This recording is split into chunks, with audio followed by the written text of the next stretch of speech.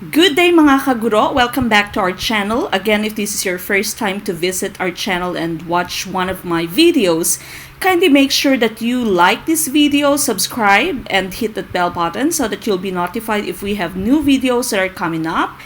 We sometimes also have our live stream. As promised, we are going to have another live stream soon.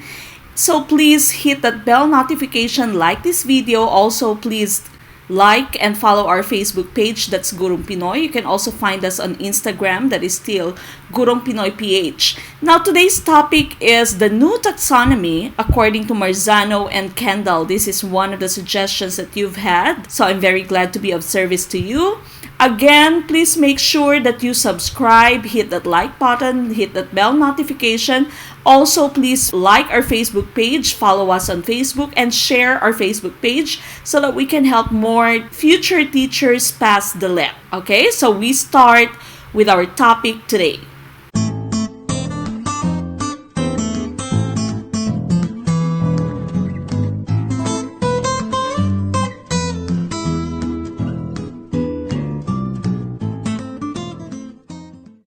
Now, before we start discussing the new taxonomy, I think it is just and right to discuss first or to talk about our proponents first. Okay, so the first person that we have there is Dr. Robert J. Marzano. Okay, so Dr. Robert J. Marzano actually came up with this new taxonomy of educational objectives, which was published in year 2000 because he thinks Bloom's taxonomy has a lot of shortcomings. So he has given us a wider range of factors that would make us teachers understand our learners better and how they think. Now, the second person that we have here is John S. Kendall. John Kendall is a Senior Director in Research at Mid-Continent Research for Education and Learning, that's McREL, in Aurora, Colorado, here in the U.S. So it's actually in McREL where he met Dr. Marzano. They are co-workers in McREL. He worked with clients to establish performance standards for the classroom, develop standards for principals, and identify the knowledge and skills that help students learn.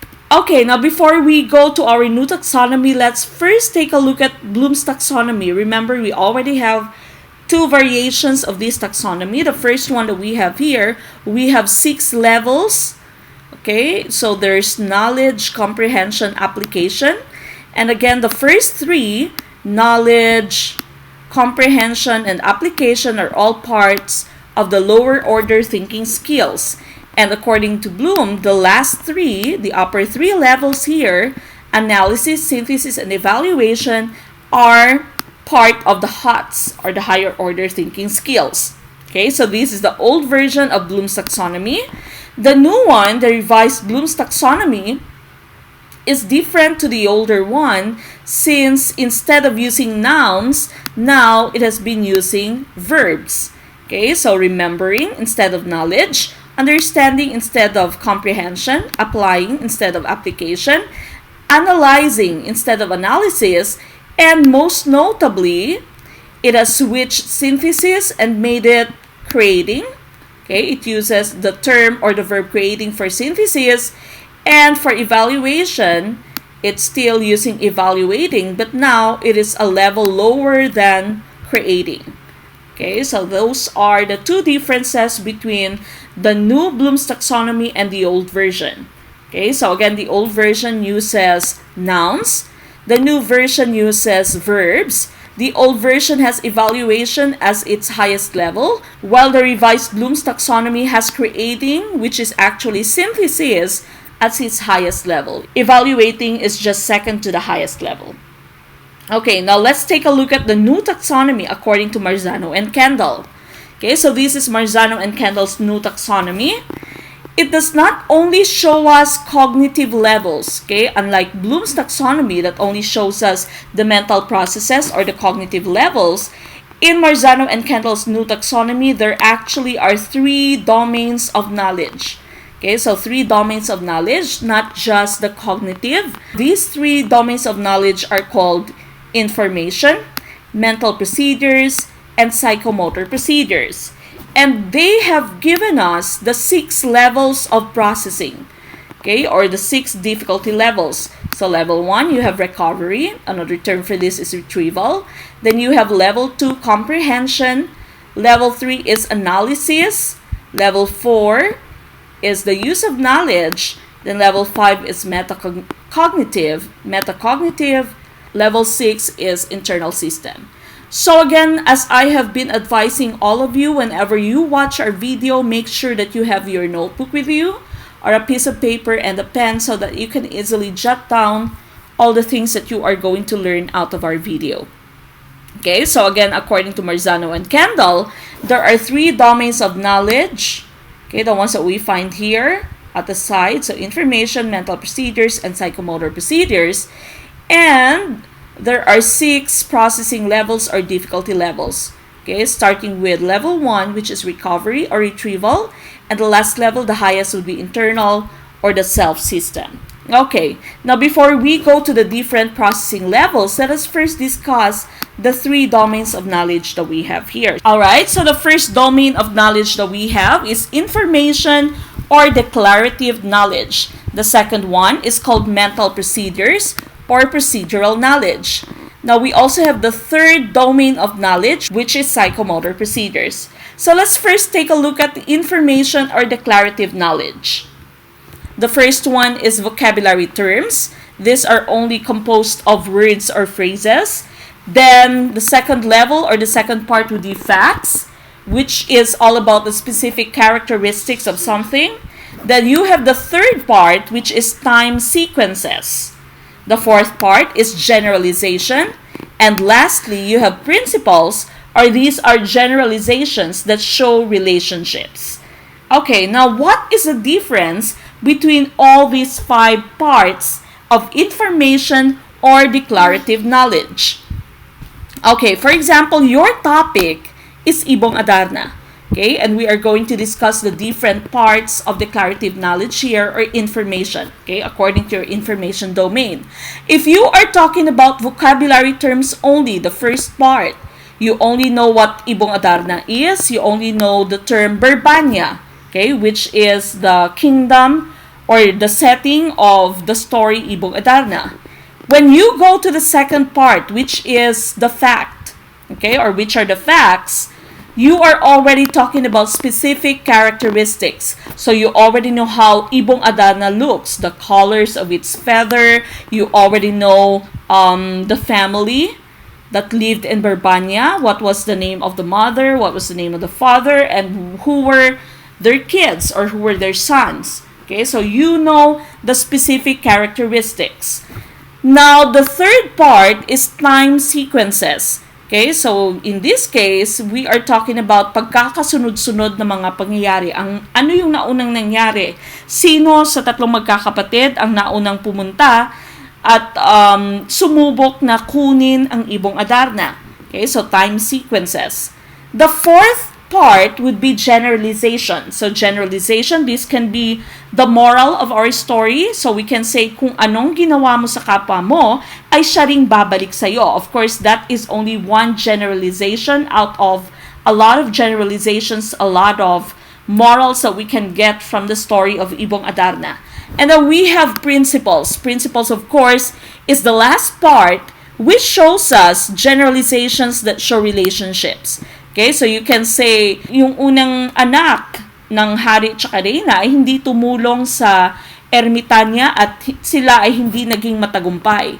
Yung pangalawang anak naman ay ganun din, hindi tumulong at hindi din naging matagumpay. Pero yung pangatlong anak ay matulungin kung kaya siya ay naging matagumpay sa kanyang hangarin na mahuli ang Ibong Adarna.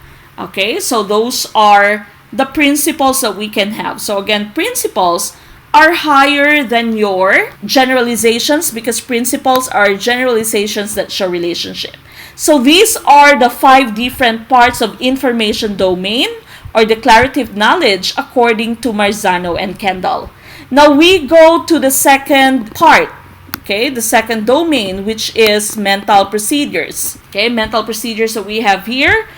If Information or declarative procedure is the what of human knowledge, what you know, the facts that you know, the things that you know, the information that you know about a certain thing. Mental procedures can be described as the how-to. So these are the processes, okay, the processes of your brain. These are your mental procedures, how your brain works in acquiring certain knowledge. Okay, so according to Marzano and Kendall, this has 4 parts. Okay, so starting from the least complicated, which is single rule. When you say single rule, this is only a small set of rules with no accompanying steps. Say, for example, the rules of capitalization or capitalizing names. You don't really follow a lot of steps in doing this process or this mental procedure. So when you say single rule, there's only a small set of rules with no accompanying steps, not a lot of steps. The second level or the second part is called algorithm. When you say algorithm, this does not vary in application once learned. They have very specific outcomes and very specific steps. Say when you are trying to add decimals, okay, what are some of the things that you know or some of the things that you do when you are trying to add decimals? Okay, so whenever you learn this, whenever you learn something, it does not vary in application once you have learned it. They have very specific outcomes and very specific steps. So again, our example is addition of decimals. When you add decimals, you know that you should align the decimal point. You should perform carrying over if the sum is more than 10, for example. Okay, so once you have learned it, there's no variation and there's always a very specific outcome. The outcome is always the same and the steps you follow are always the same. The third part is tactic. When you say tactic, it does not consist of steps that must be performed in a specific order.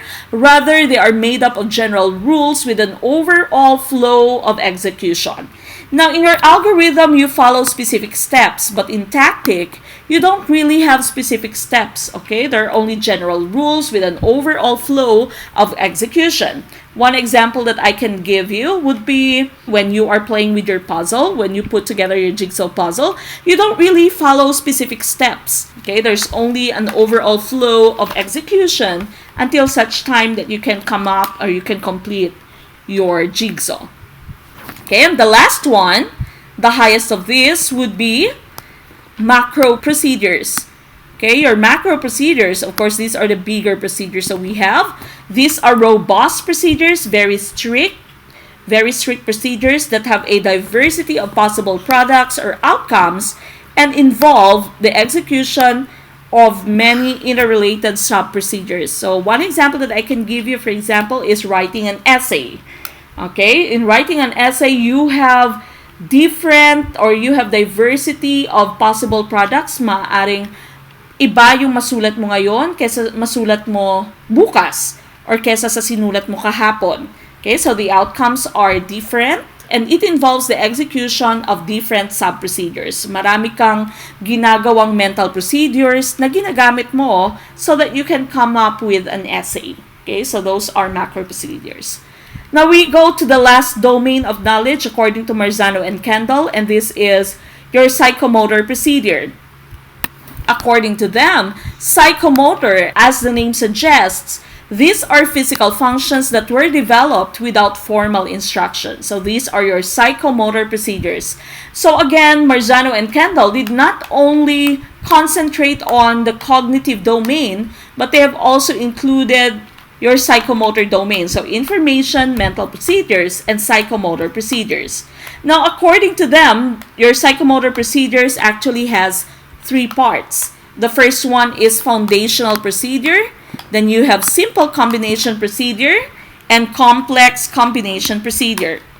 Now, when you say foundational procedure, these are the basic parts of our movement. So, for example, static strength, the overall equilibrium or the overall balance that your body has, the wrist finger speed, how fast are you at using your wrist and your finger, arm and hand steadiness, okay, how you can control your arm and your hand.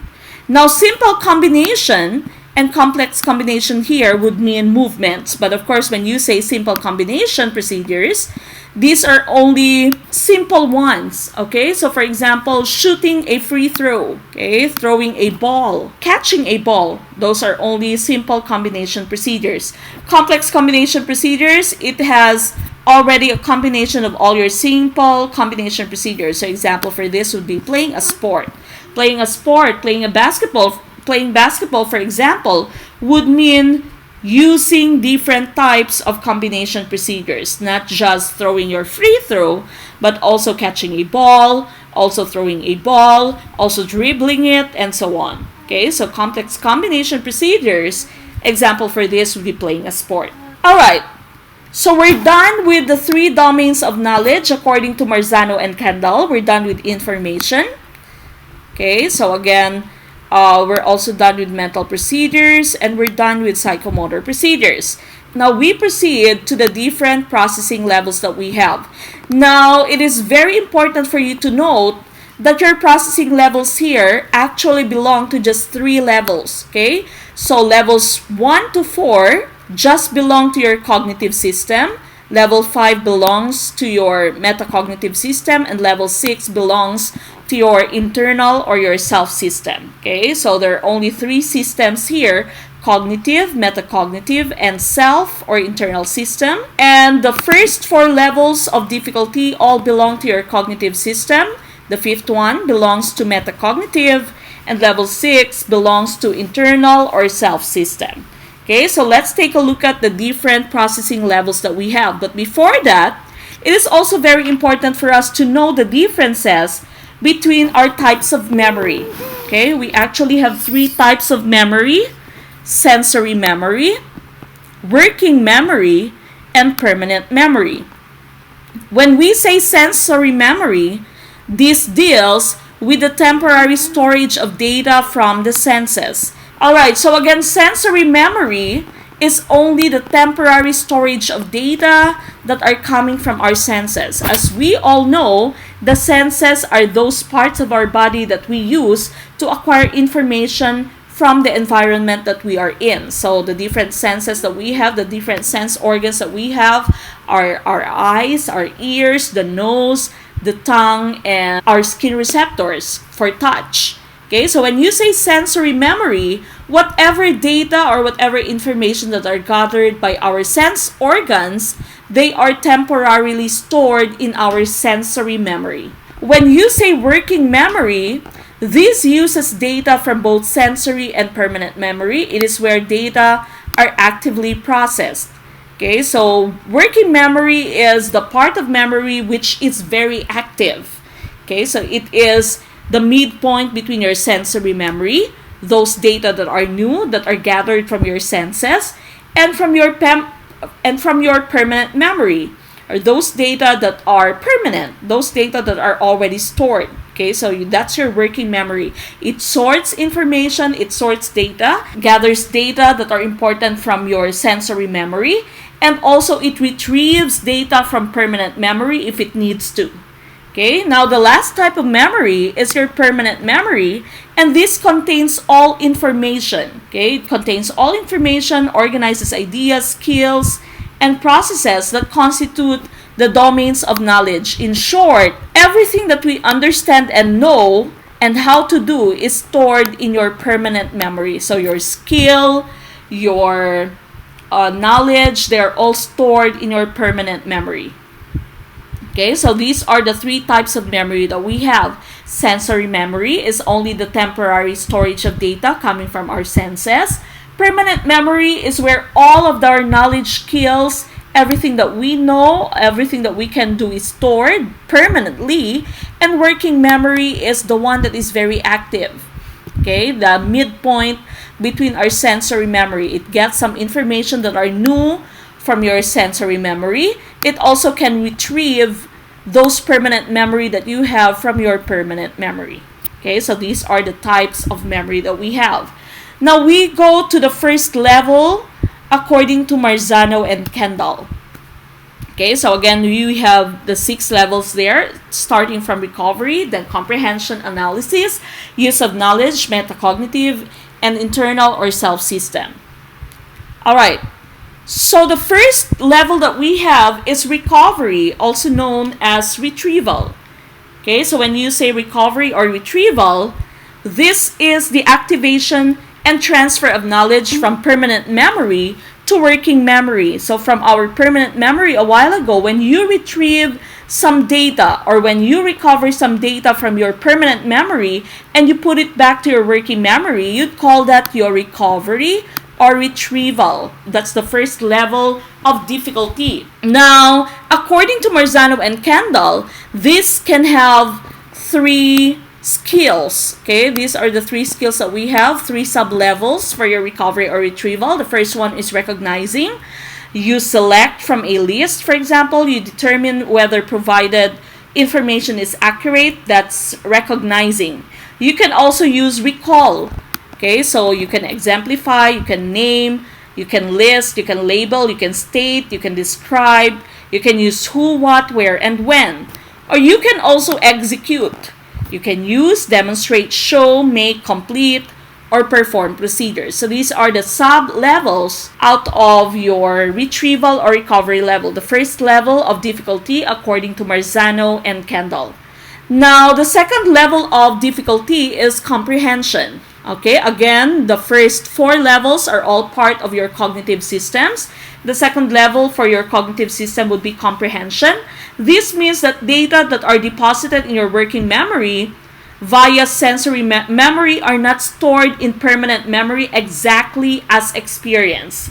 But the data must be translated into a structure and format that represents or preserves the key information. So you remember our sensory memory.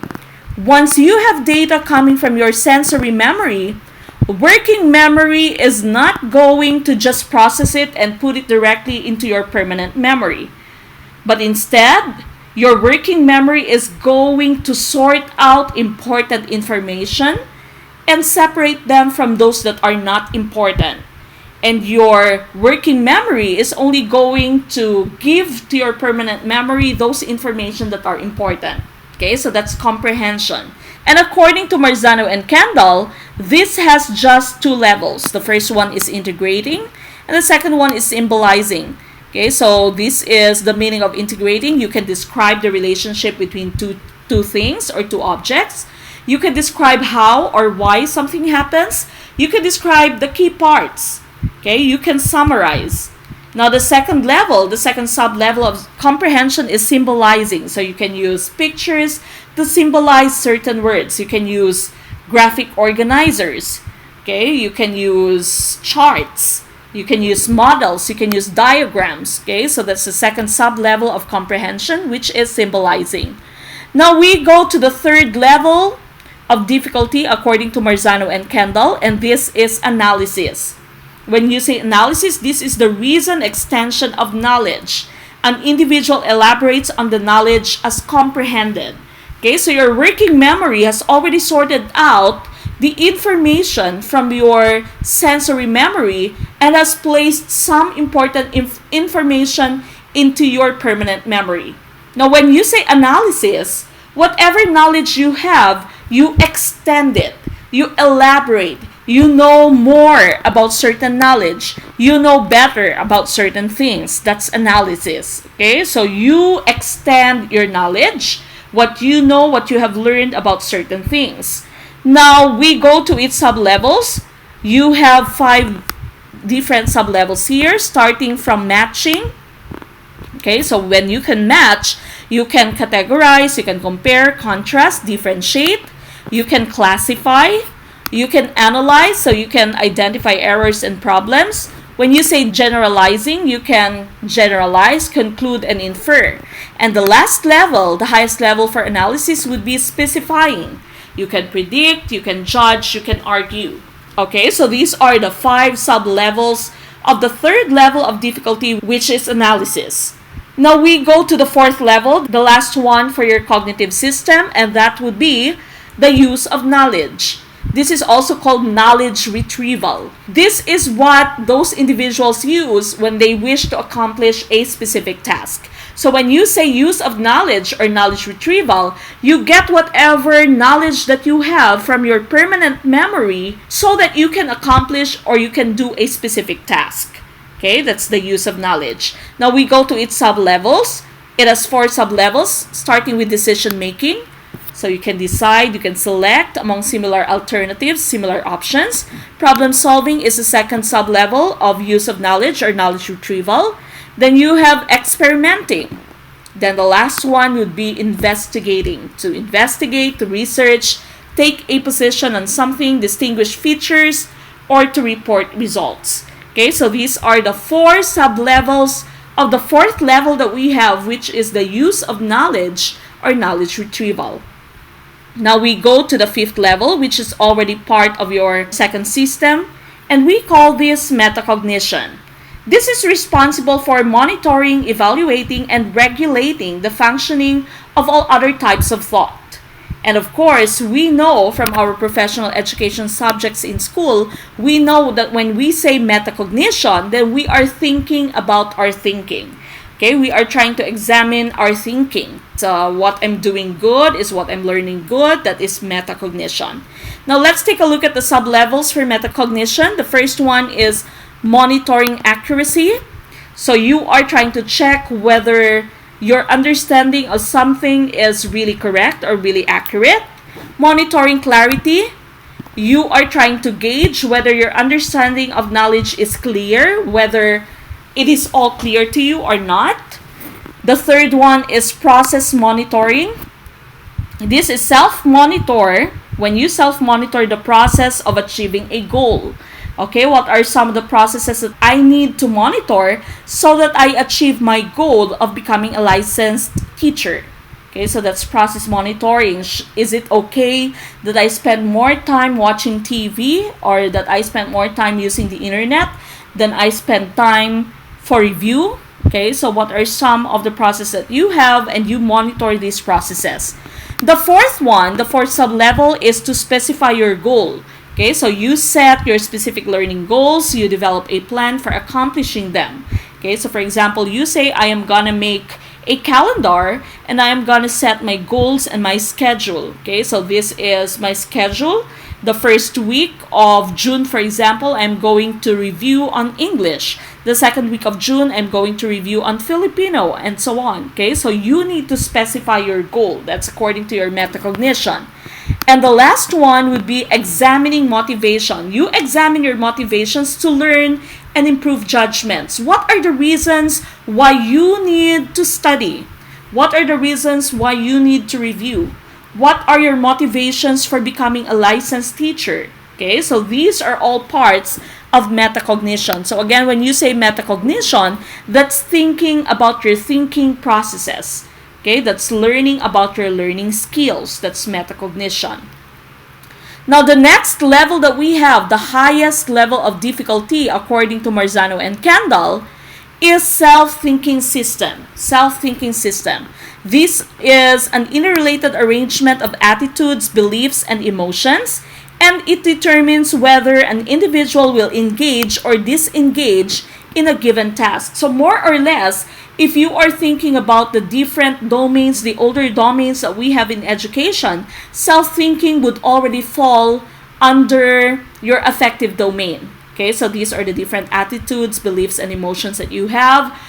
And this would tell us whether you are going to engage in a task, you are going to do something or not do something. Okay, so that's the self-thinking system.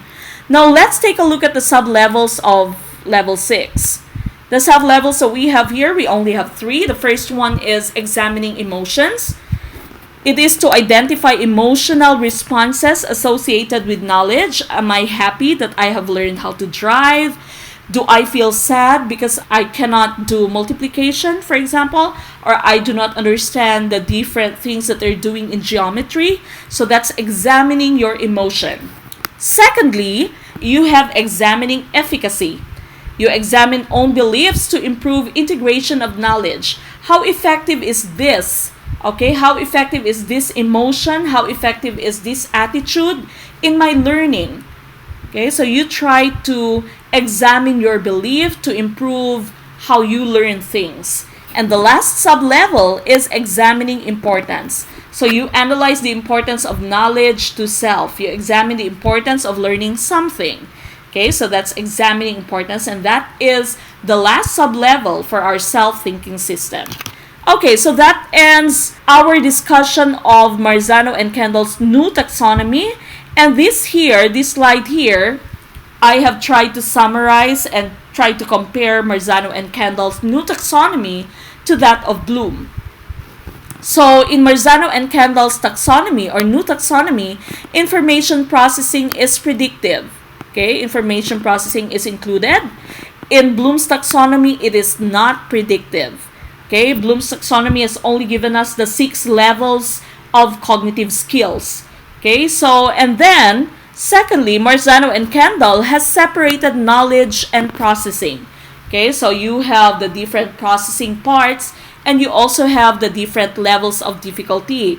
They are separated. But in Bloom's taxonomy, they're all combined. Okay, so you only have the 6 levels, that's it. You don't have the 3 different domains. Marzano and Kendall, most notably, it includes psychomotor, but psychomotor is not included in Bloom's taxonomy. In Marzano and Kendall's new taxonomy, information is retrieved and procedures are executed. Okay, so information is taken from your permanent memory, and there are certain procedures or certain processes that are followed. In Bloom's taxonomy, information is merely recalled. This is the first level in Bloom's taxonomy, which is just simple recall. Now, both of them have analysis. Okay, so both of them have analysis. In Bloom's taxonomy, you have synthesis, while in Marzano and Kendall, you call this knowledge utilization. Okay, knowledge utilization or use of knowledge. And in Marzano and Kendall's new taxonomy, knowledge is interacted with all levels of processes, while at Bloom's taxonomy, knowledge was only at cognitive level. Okay, so knowledge was only discussed at the cognitive level. There was no mention of psychomotor, no mention of your affective domain. But in your Marzano and Kendall's new taxonomy, knowledge interacted with all different levels of processes. You have 6 different levels of processes. You have 3 different domains. It also takes into consideration the psychomotor and the affective, which is your self-knowledge. Okay, so there you go. There you have it. Bloom's taxonomy is actually just linear, just one level, while Marzano and Kendall's new taxonomy is textured. Okay, it is multifaceted. It has so many levels, so many interwoven processes and procedures. Okay, so that ends our discussion today. Please come back for our next video. I will be posting the next video on Thursday morning. Please do subscribe to our channel, Gurung Pinoy. Like this video, please, and comment in our comment section. Please go to Facebook first, like our Facebook page, follow our Facebook page, and also share our Facebook page. And just write or comment the word done and your email address below in our comment section so that I can send you the copy of this discussion. Sa muli, ito po ang inyong gurong Pinoy na nagsasabing maliit man na butil na mga kaalaman, ang dulo nito ay malaking kaginawaan. Maraming salamat sa inyong pakikinig and stay safe mga kaguro.